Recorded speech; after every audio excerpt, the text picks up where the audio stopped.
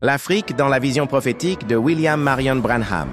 Témoignages et citations entre 1951 et 1965. À travers des témoignages, récits et citations recueillis entre 1951 et 1965, nous découvrons une vision marquée par l'espérance, la promesse divine et l'émergence d'un leadership africain. En octobre 1951, William Branham entreprend une série de réunions en Afrique du Sud, notamment à Durban, où des milliers de personnes assistent à des guérisons miraculeuses et à des prédications puissantes. C'est dans ce contexte que des membres de son équipe rapportent cette parole marquante. Dieu va susciter un homme noir pour porter le message à son peuple. Ce témoignage, transmis oralement, marque un tournant. Branham ne voit pas l'Afrique comme une terre simplement réceptrice, mais comme un foyer d'émergence spirituelle. Lors de sa dernière visite en Afrique du Sud, le 27 mai 1965, à Johannesburg, Branham prêche le message intitulé « Last Visit to South Africa ». Dans les échanges avec les croyants locaux, un témoignage est rapporté. Ce peuple africain est prêt. Dieu les visitera puissamment.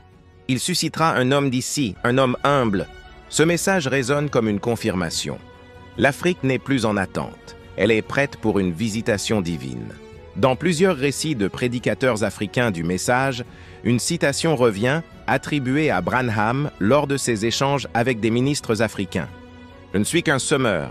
Dieu enverra un moissonneur d'ici, un homme de cette terre d'Afrique. » Cette parole souligne la dimension prophétique du ministère de Branham. Semer la parole pour qu'un fils de la terre africaine en récolte les fruits. Dans les années 1960, des brochures du message circulent en Afrique centrale. Un témoignage y est consigné. L'Afrique verra une visitation comme jamais auparavant. Dieu a un homme caché ici. Cette déclaration mystérieuse et puissante évoque Luc 12, verset 2. « Car il n'est rien de caché qui ne doive être découvert, ni de secret qui ne doive être connu. Il y aura un autre ministère, mais il ne sera pas comme le mien. Il sera caché, mais puissant. » Témoignage rapporté par des ministres du message. L'idée qu'un ministère africain ou mondial émergera, différent dans sa forme, mais fidèle à l'esprit d'un nouveau message. Dans sa brochure, les événements modernes rendus clairs par la prophétie, San Bernardino, 6 décembre 1965, paragraphe 50. Branham déclare « Ce qui vient après moi sera plus grand. Je suis juste en train de poser les fondations pour qu'il vienne. » Branham parle ici d'un ministère futur, plus puissant, qui poursuivra l'œuvre commencée. Dans sa brochure, Dieu se cache et se révèle dans la simplicité, 17 mars 1963, au paragraphe 272, William Branham déclare « Il viendra un autre ministère qui sera si humble que cela passera inaperçu pour beaucoup. Mais ce sera la plénitude de la révélation. » Cette citation est souvent interprétée comme une annonce d'un ministère prophétique discret mais profond. Le troisième pull, sermon varié, notamment en 1962-1963, paragraphe 161 dans la brèche. Branham dit « Le troisième pull ne sera pas une démonstration publique. Il viendra dans la puissance de la parole parlée. » Branham associe ce troisième pull à une phase finale du ministère, souvent interprétée comme une œuvre prophétique à venir.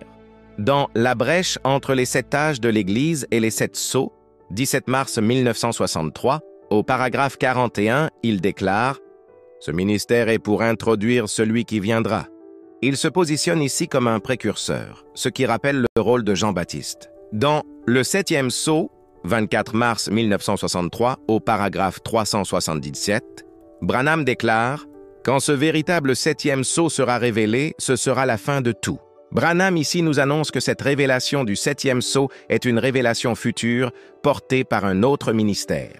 Dans Questions et réponses sur les sceaux, 24 mars 1963, William Branham déclare « Les 7 tonnerres, je crois que ce sera quelque chose qui sera révélé et je crois que ce sera par quelqu'un que Dieu enverra. » Il évoque ici la possibilité d'un ministère futur chargé de cette révélation. Ces paroles, bien que rapportés oralement ou par des témoins, convergent vers une même vision. Ces témoignages, souvent transmis oralement ou par des sources africaines, portent une puissance prophétique profonde. Lorsqu'un homme noir est appelé à porter le message, cela reste dans l'ombre.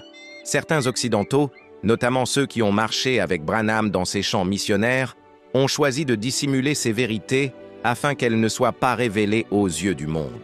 Branham disait que ce peuple est prêt. Il reconnaissait une maturité spirituelle en Afrique, souvent ignorée dans les récits occidentaux. En se présentant comme semeur, Branham annonçait qu'un moissonneur viendrait et ce moissonneur pourrait bien être africain. Cela change les rapports habituels de dépendance spirituelle. L'idée d'un homme caché en Afrique centrale, liée à Luc 12:2, parle d'une révélation longtemps voilée, mais prophétiquement annoncée. Pourquoi ces paroles sont absentes de certaines brochures? À cause de préjugés historiques, certains ont minimisé l'idée d'un leadership africain. Pour garder le contrôle du récit, en mettant uniquement Branham en avant, on évite de parler d'une continuité prophétique. Et parce que ces paroles, souvent transmises oralement, ont été jugées non vérifiables par des rédacteurs occidentaux.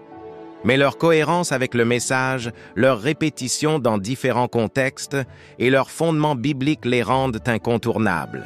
Aujourd'hui, leur émergence redonne à l'Afrique sa place comme terre d'Éden et non comme périphérie, confirme qu'un ministère humble mais puissant est en route et nous invite à relire l'histoire prophétique avec des yeux ouverts, sans filtre culturel. L'Afrique est appelée à jouer un rôle prophétique majeur dans la fin des temps. Le message semé par Branham est destiné à être porté par un homme africain, humble, caché, mais choisi par Dieu. Et cet homme, permettez-moi de vous le dire, est désormais connu. Il n'est plus à cacher. Il s'appelle Emmanuel Bienvenu Dong Ovono du Gabon. Que Dieu bénisse l'épouse du Seigneur à travers le monde.